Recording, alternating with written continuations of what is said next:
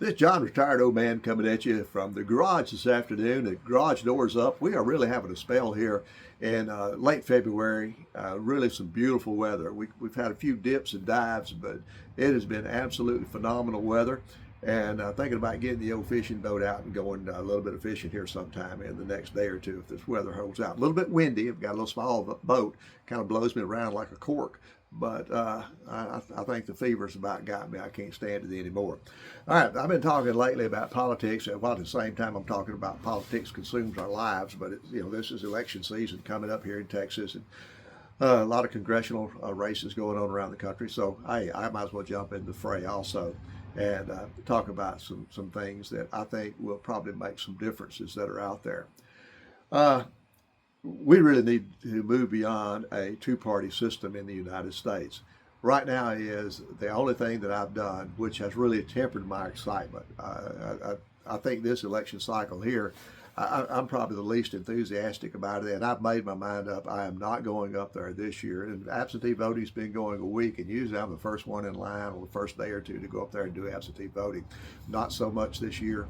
I'm pretty ambivalent about it. It's just hard to get excited. I'm really, after all these years, I'm tired of voting against people. I'm ready to start voting for people. So my mind this year is I'm going to go up and vote for propositions. Those are yes or no. You can, that I think that's fair enough.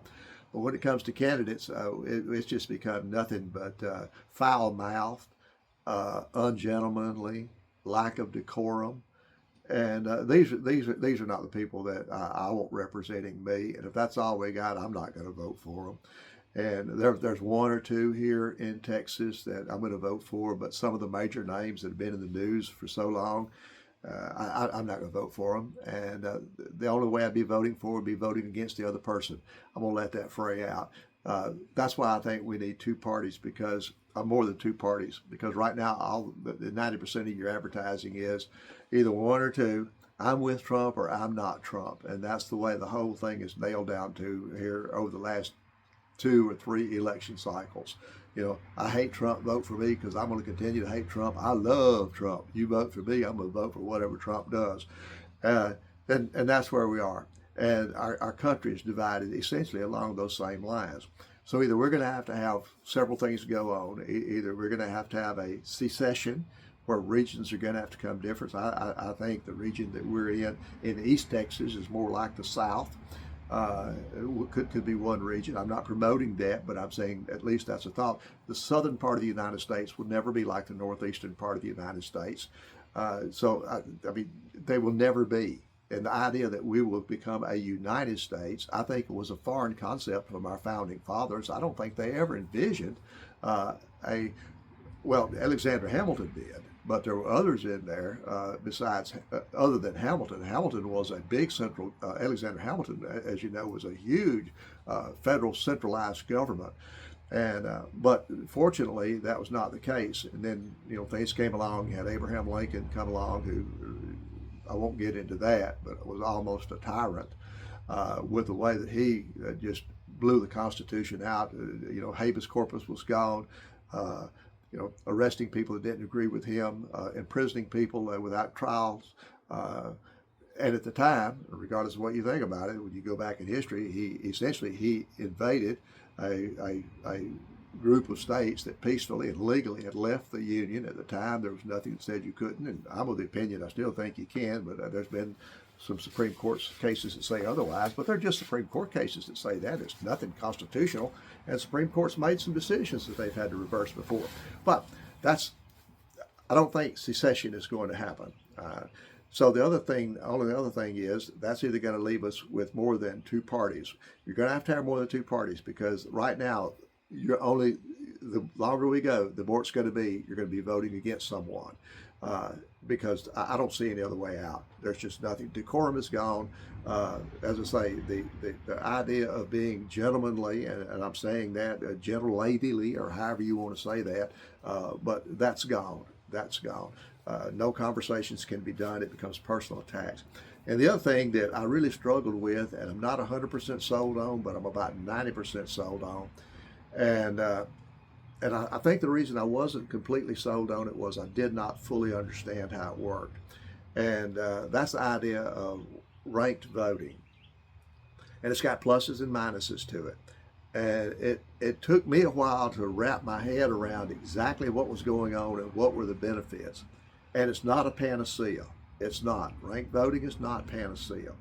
But I think ranked voting, placed against what we have today with the two-party system versus ranked voting, and I'm saying both are not good, but I think right now, the way our situation is, I think the ranked voting would give us better opportunities for a little bit more decorum in our political. Because if you have ranked voting, you got to be real careful about tearing the other person down, because now people are going to be voting for two or perhaps three people, and most times they're going to be three people: first choice, second choice, and third choice. And it did take me a while to get my head wrapped around it. And after I did it, I said, that's far from perfect, but is it better than what we have right now? And I've come to the conclusion, yes, it is.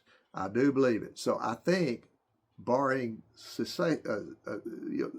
areas seceding, because you could take the southern part of the United States, rural, more so than, say, the north would be. You've got the western part of the United States spread out, and then you got the east coast of west coast out there. There you got Oregon, California, and you've got those states out there that are kind of floating their own boat. And maybe we need to break up into 3 or 4 different things. I'm not advocating that, but I don't think what we have is going to work. I think we're going to tear ourselves apart. The only thing I can say is it's not my home. I'm just traveling through. Heaven's my home. And each day I think I look more and more towards getting out of this crazy rat race, and, looking forward to that. Anyway, something to think about. I certainly don't have all the answers, but I know what I don't like. And I don't like what we have right now. I'm pretty apathetical. As I said at the beginning, I've voted Republican all my life. I no longer vote that. I'm a constitutionalist, the one that right now that votes the closest to the Constitution, which, by the way, no one seems to think about. President Trump was overruled yesterday by the tariffs, and if you notice, he didn't say anything about the constitutionality of that, which I believe it was unconstitutional what he did. I think the Supreme Court made the right decision on that with the 3 branches of government. I think I spoke about that in a video not too long ago. But I absolutely do believe the Supreme Court made the right decision on that. We have 2 co-equal branches of government. And what that was a tax. But the comment that Trump had was very telling. It wasn't surprising at all. But he said the Supreme Court did not do what needed to be done based on what the economy or the situation that we're in. Well, that's not the role of the Supreme Court. The role of the Supreme Court, or any judge, or anybody who's sworn to uphold the Constitution of the United States, should be saying, okay, what was written back here? Now, if we don't like what was written back there, there are mechanisms in place to change that. Our forefathers said, you know what, this is a good document. I think it's a great document. I'm a constitutionalist. I'm a Jefferson constitutionalist, conservative. And that's what I point to. I don't believe it's a living constitution. I do believe that there are mechanisms in place, and has been done more than once, had opportunities to change the Constitution. So if we need to change it, then the will of the people will change it. Not a judge, not the Supreme Court, and certainly not the President of the United States based on a whim. Anyway, that's enough out of me for one day. This is John, retired old man. Y'all be careful. God bless. We'll catch you on the next video.